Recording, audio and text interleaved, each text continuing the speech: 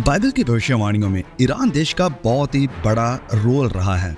अब रिसेंटली जो इजराइल के ऊपर अटैक किया ईरान ने और उसके बाद ईरान के प्रेसिडेंट की प्लेन क्रैश में मौत हो जाना, तो हम सच में अपनी आंखों के सामने देख रहे हैं कि बाइबल हमारी आंखों के सामने पूरी हो रही है और जो बाइबल की भविष्यवाणियां हैं वो भी एग्जैक्टली पूरी हो रही हैं। और जब हम इन सारी घटनाओं को देख रहे हैं बाइबल के अकॉर्डिंग पूरे होते हुए, सारी भविष्यवाणी को पूरे होते हुए, जैसे हमने रिसेंटली जो वीडियो भी अपलोड किया था उसमें भी हमने यही देखा था कि कैसे बाइबल पूरी हो रही है।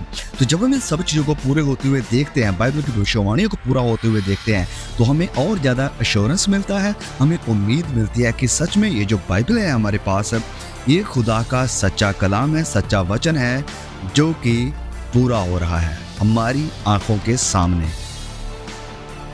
इससे पहले कि हम आगे जाएं, चलिए थोड़ा सा हम इतिहास देखते हैं ईरान देश का और ये देखेंगे कि आज जिस जगह पर ईरान है यहाँ तक ये कैसे पहुंचा। यिर्मयाह नबी ने ये भविष्यवाणी करी थी कि ये जो देश जगह है एलाम, जो कि बेबीलोन के ईस्ट साइड में है, ये एलाम इसे जीत लिया जाएगा और दोबारा से ये फिर ताकत में यानी पावर में आएगा। और जैसे भविष्यवाणी करी गई थी ऐसा ही हुआ। 596 BC को बेबीलोन यानी बाबल ने इस अलाम देश को जीत लिया, इसके ऊपर कब्जा कर लिया। लेकिन इसके बाद पर्शिया देश ने साइरस की अगुवाई में इस सारे हिस्से के ऊपर अपना कंट्रोल किया और फिर क्या था, अलामी और मादी लोग पर्शियन एम्पायर का हिस्सा बन गए। 539 BC को मादियों और पारसियों ने बेबीलोन के ऊपर चढ़ाई करी थी और इसे जीत लिया था। और यहाँ पर फिर से यशाया अध्याय 21 वचन 2 में जो भविष्यवाणी करी गई थी वो पूरी हुई थी। अब लिखा यहाँ पर, चलिए इस वचन को पढ़ते हैं। कष्ट की बातों का मुझे दर्शन दिखाया गया, कष्ट की बातों का। विश्वासघाती विश्वासघात करता है और नाशक नाश करता है। हे एलाम चढ़ाई कर, हे मादे घेर ले, उसका सब कराहना मैं बंद करता हूँ। और ये सब पूरा हुआ था डैनियल के वक्त में। डैनियल अध्याय 5 में ये सब पूरा हुआ था। अब डैनियल कहाँ पर रहता था? डैनियल रहता था पर्शिया के हिस्से एलाम में, जिसके बारे में हम देख रहे हैं। तो ये जो पर्शियन एम्पायर थी, पर्शियन की ताकत थी, हुकूमत थी, ये हमें देखने को मिलती है एस्तर की किताब में और नेहमाया की किताब में। लेकिन जब महान सिकंदर ताकत में आया तो उसने पर्शियन एम्पायर को खत्म कर दिया, इसके ऊपर उसने जीत हासिल कर ली थी। और ये भी भविष्यवाणियों का पूरा होना ही था। डैनियल अध्याय 8 में इसकी भविष्यवाणी करी गई थी कि पर्शियन एम्पायर को खत्म करेगा महान सिकंदर। फिर पर्शिया के ऊपर बड़ी अलग अलग ताकतों ने हुकूमत किया, रूल किया, जैसे कि पार्थियंस, सैसियंस, रोमन्स और बाइजेंटीन्स। और फिर फाइनली 636 AD को इस एरिया के ऊपर, इस पर्शियन एरिया के ऊपर हुकूमत करना शुरू कर दिया मुसलमानों ने, यानी Muslim started ruling over this area. अब क्योंकि ये जो एरिया ईरान का एरिया है पूरी तरह से मुस्लिम पॉपुलेटेड एरिया है, जहाँ पर उनका शारिया लॉ है, यहाँ पर कोई भी दूसरे मजहब में कन्वर्ट नहीं कर सकता है।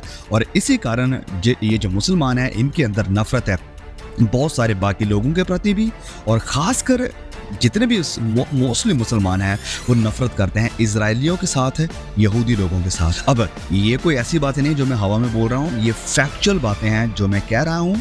You can check out the history, इतिहास को उठाकर देखिए, आप किसी मुसलमान से पूछ कर देखिए, वो आपको बताएगा कि yes they do it, the Israelites and the Jewish. अब ओके, तो ये तो बात होगी ईरान की, जो कि पहले एलाम था, पर्शियन देश था। नाउ अगर हम बात करें इजराइलियों की, यहूदियों की, तो इजरायली यानी ये जो यहूदी लोग थे तितर बितर हो गए थे 70 AD के करीब, जब रोमन एम्पायर रूल के ऊपर था। तो यहूदी लोग इजराइल में नहीं रह रहे थे, वो पूरी दुनिया में बिखर चुके थे। वचन लिखा है कि वो तितर बितर हो चुके थे। तो परमेश्वर ने इन्हें दोबारा अपने देश में लाने की ऑलरेडी बात करी थी। यह भविष्यवाणी हुई थी कि सारे यहूदी लोग वापस अपने देश में आ जाएंगे, इजराइल दोबारा से इस्टेब्लिश हो जाएगा।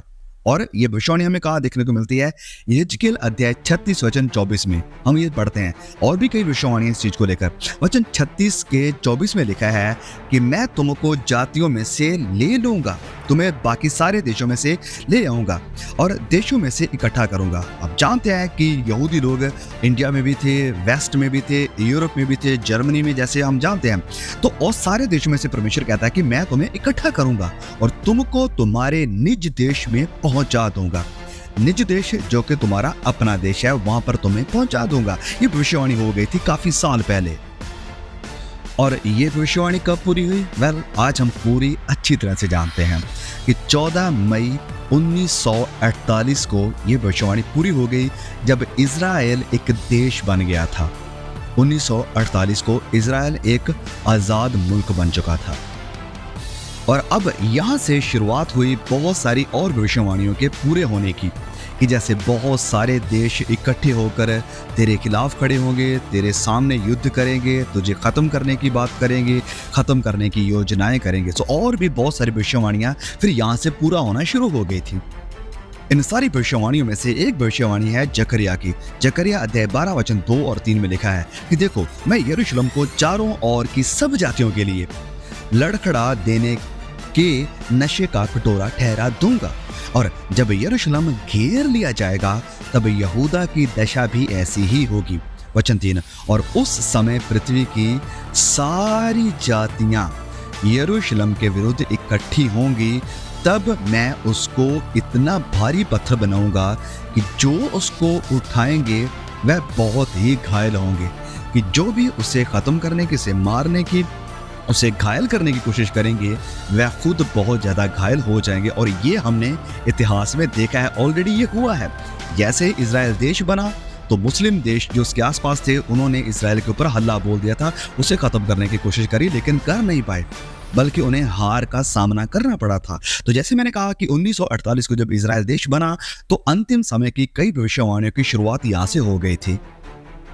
अब ये जो भविष्यवाणी जकरिया की हमने पढ़ी, ये लिखी गई थी आज से तकरीबन 2600 साल पहले, लेकिन इन भविष्यवाणियों को पूरे होते हमने देखा। जैसे मैंने कहा कि 1948 में भी हमने देखा इसे पूरे होते हुए, फिर आज भी हम देख रहे हैं। जैसे 13 मई को बहुत ही भारी अटैक किया इजराइल के ऊपर ईरान देश ने। Tonight, Iran launched a large scale of coordinated attack on Israel. The regime in Iran fired a massive swarm over 200 killer drones, cruise missiles and ballistic missiles towards the state of Israel. Tonight, wide-scale attack by Iran is a major escalation. तो जकरिया अध्याय 12 की ये जो भविष्यवाणी है, ये अंतिम समय की ऐसी भविष्यवाणी है जो हमें बताती है कि इजराइल के ऊपर अंतिम दिनों में एक हैवी अटैक होगा, बड़े देशों के द्वारा हमला होगा। फिर प्रभु यीशु भी कहते हैं लूका अध्याय 21 और उसके वचन 20 में, जब तुम यरूशलेम को सेनाओं से घिरा हुआ देखो तो जान लेना कि उसका उजड़ जाना निकट है। अब इजराइल देश के बारे में या इन यहूदी लोगों के बारे में हमें बाइबल जो कोई पुराना नियम है वो क्या कहता है? जब हम गिनती 24 के 9 में पढ़ते हैं तो यहाँ पर इजराइल देश के बारे में लिखा है कि वह घात लगाए बैठा है, वह सिंह या सिंहनी के समान लेट गया है, अब उसको कौन छेड़े? जो तुझे आशीर्वाद दे वह आशीष पाए, और जो तुझे श्राप दे वह श्रापित हो। और यही वादा परमेश्वर ने अब्राहम से किया था। उत्पत्ति 12 के 3 में लिखा है, और जो तुझे आशीर्वाद दे उन्हें मैं आशीष दूंगा, और जो तुझे कोसे उसे मैं श्राप दूंगा, और भूमंडल के सारे कुल यानी सारी जातियां, सारे लोग तेरे द्वारा आशीष पाएंगे। अब क्या ये कोई इंसिडेंट है जो हम देख रहे हैं कि जैसे परमेश्वर ने वचन में ऑलरेडी कहा था, वायदा किया था, वाचा बांधी थी कि जो तुम्हें श्राप देंगे मैं उन्हें बदले में श्राप दूंगा?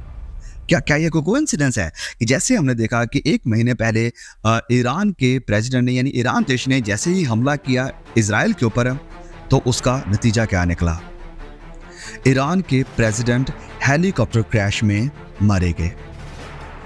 और इसकी एक और एग्जाम्पल है जब टर्किश लॉ मेकर पार्लियामेंट में इजराइल के खिलाफ बात कर रहे थे और कह रहे थे कि अल्लाह इजराइल को श्रापित करेगा, इजराइल को उजाड़ देगा, और जैसे ही इन सेंटेंसेस को, इन बातों को ख़त्म करके वो चुप हुए तो तुरंत उनके साथ ये दुर्घटना हुई।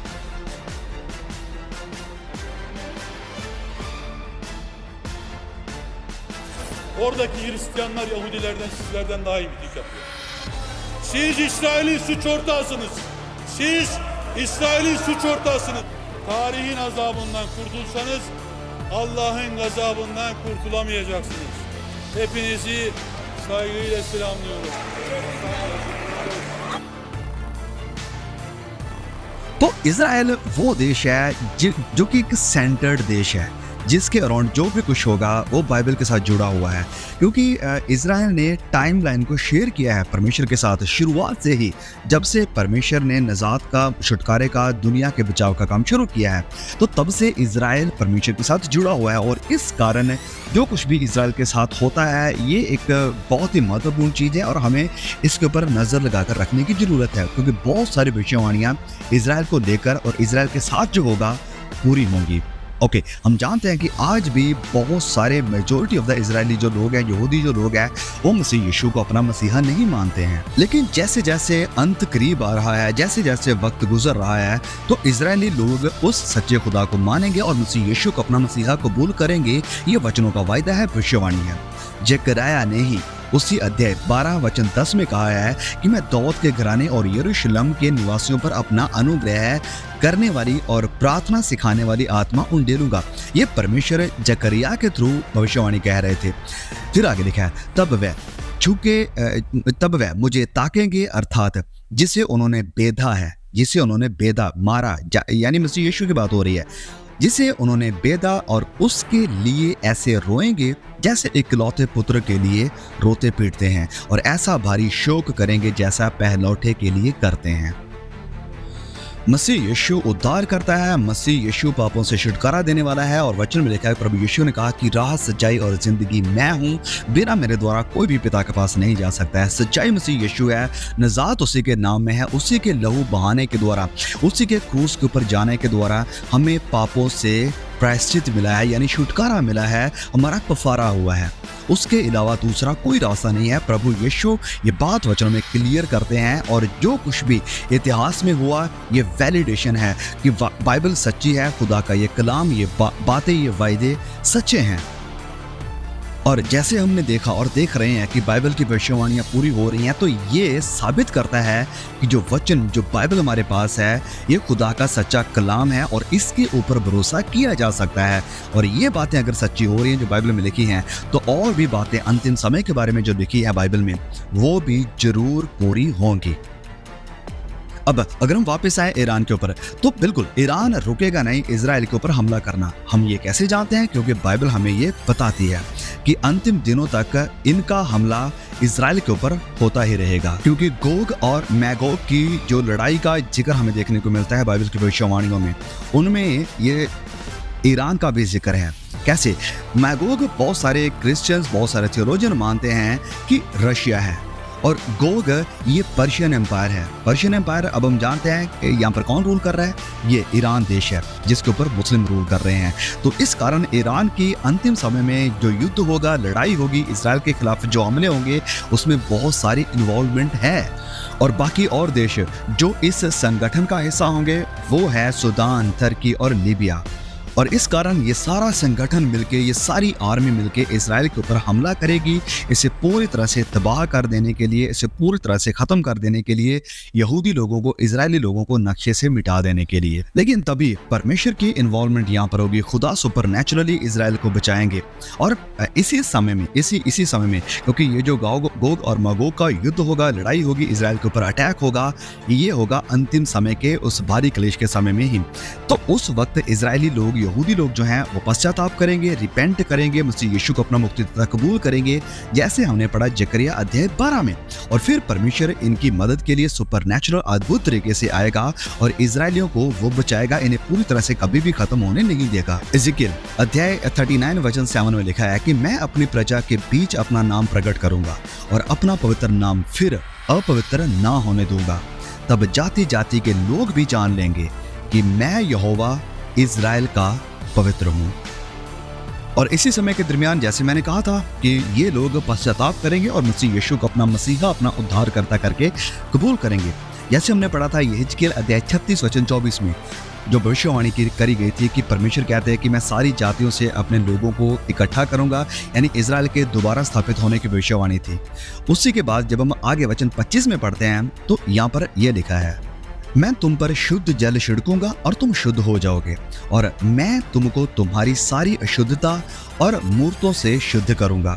मैं तुमको नया मन दूंगा और तुम्हारे भीतर नई आत्मा उत्पन्न करूंगा, और तुम्हारी देह में से पत्थर का दिल निकालकर तुमको मांस का हृदय यानी दिल दूंगा।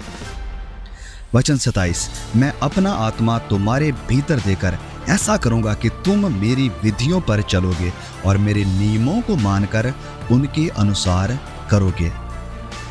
ओके, तो मेरे भाइयों और बहनों, हम सच में बड़े ही एक अद्भुत समय में रह रहे हैं। हम ऐसी चीज़ों को अनुभव कर रहे हैं, ऐसी चीज़ों को विटनेस कर रहे हैं जो कि इतिहास में कभी देखने को नहीं मिला है। ये सचमुच the times are really amazing, और हमें इन सब चीज़ों को देखते हुए, जैसे हमने देखा कि बाइबल की भविष्यवाणियाँ पूरी हुई जब इजराइल स्थापित हुआ, और पूरी हो रही हैं जब इजराइल घिरा हुआ है विरोधियों यानी दुश्मनों के साथ, और भी बहुत सारी चीज़ें हैं जो बाइबल के हिसाब से पूरी हो रही हैं, भविष्यवाणियाँ पूरी हो रही हैं। तो इन सब को देखकर हमें अब सतर्क होना चाहिए। अब हमें और ज़्यादा मसीह यीशु की तरफ निकट आना चाहिए, भागना चाहिए, क्योंकि समय बहुत कम है।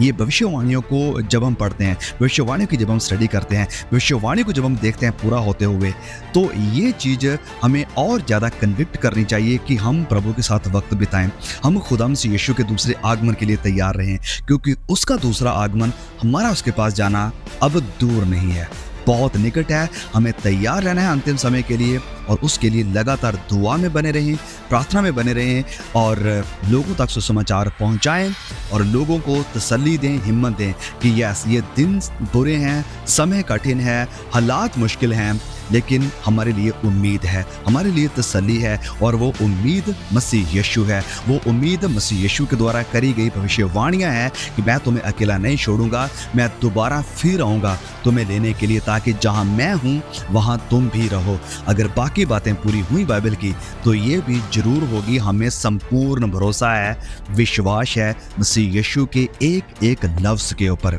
सो आइए मेरे प्रिय भाई और बहनों, अगर आप अभी भी विश्वास से हटे हुए हैं, खुदा मसीह यीशु से दूर हैं, तो अपने गुनाहों से पश्चाताप करें, उसे अपनी ज़िंदगी में आने दें कि वो आपकी ज़िंदगी को बदले और मसीह यीशु में एक नई सृष्टि बनकर चलना शुरू कर दें, उसकी महिमा के लिए जीना शुरू कर दें, और उसके दूसरे आगमन के लिए तैयार रहें। May God bless you all. See you again. Amen.